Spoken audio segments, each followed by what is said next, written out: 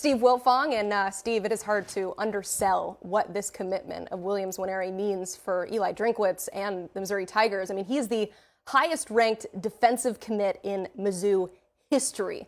So how were the Tigers able to land him? Well, I asked his coach, Jamar Mosey, what he sees when he turns on the film or watches Williams from the sidelines. And the former Oklahoma Sooner said a pro, so he knows what it looks like with that background. And Coach Drinkwitz, Coach Peoples, and that staff offered him back in November of 2021 and been building a relationship with this standout since then and got him to campus numerous times. And I think at different points we saw Tennessee have some momentum, certainly Oklahoma, Georgia, maybe some at the start of the summer, but Missouri been in this for 2 years now. The official visit the weekend of June 23rd, there was a lot of excitement coming out of that for Missouri, and they were able to bring it home over the last couple months and win a heavyweight recruiting battle and keep the #1 player in the state, the #1 defensive lineman in the country, home. Missouri has a ton of momentum now, Steve, after landing one of the highest ranked commits of all time in program history. The Tigers have had some wins in state in recent years. You have to go back to Dorian Green Beckham, obviously, in 2012, Drew Lock in 2015. In 2010, that was the last time that they signed the top 2 players from within the state's borders. So what's next for Missouri on the recruiting trail?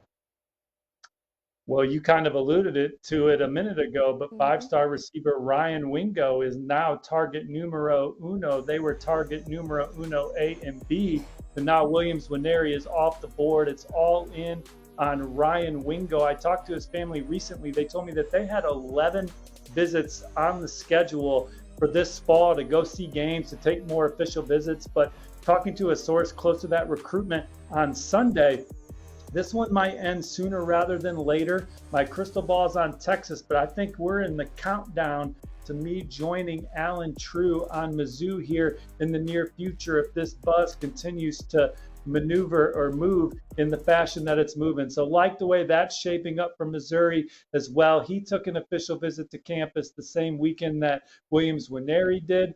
And I wouldn't be surprised if this ends the same way as it just did for Williams.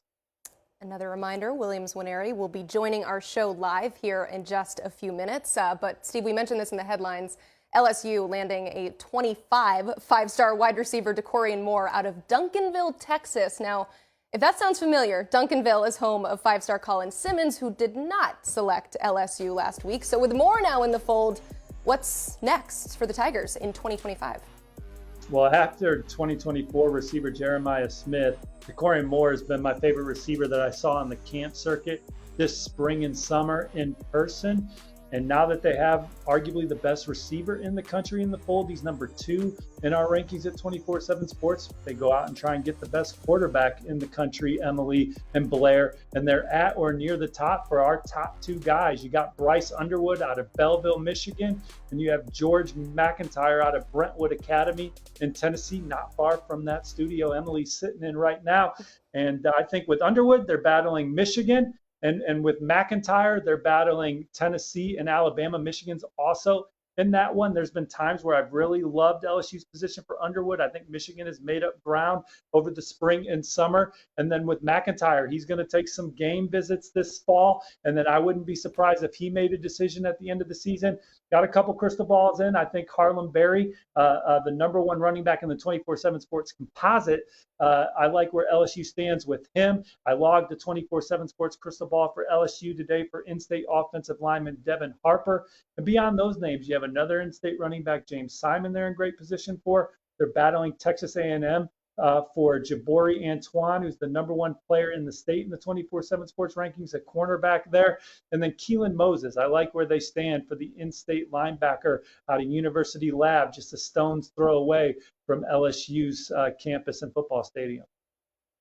Steve, let's continue the 5-star frenzy and discuss defensive lineman Kamarion Franklin out of the state of Mississippi. He is set to announce this Saturday. What's the buzz on the 5-star with less than a week to go until the big reveal? Well, guys, Auburn has 24/7 Sports number 14 class. And if you look at my favorite metric, average ranking per commit, they're number 5 And I like the way this is trending for Auburn. Hugh Freeze and company, they've had some monster wins in this 16-player class. They flipped Perry Thompson from Alabama. They flipped DeMarcus Riddick from Georgia. They beat Clemson for quarterback Walker White. I could go on and on. Joseph Phillips, they beat Georgia on.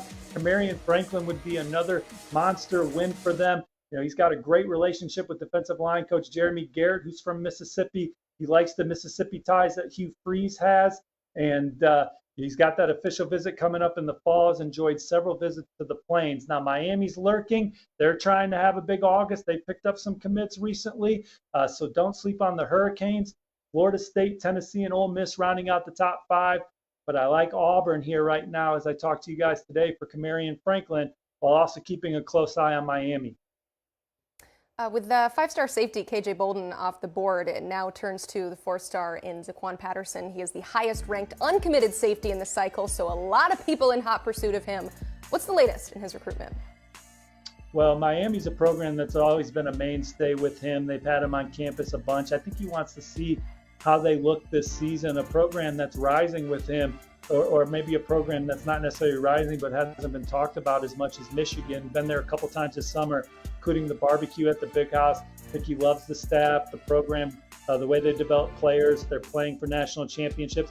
And I'm told he talks to Denard Robinson regularly, so he's really clicked with that coaching staff. Auburn's in the middle there, so we're not ever sleeping on the Tigers right now. Zach Etheridge leading the charge for Auburn there, and then certainly Florida State, another program that would love to land Zaquan Patterson. So those are just a few of the contenders there for recruitment that's really heating up.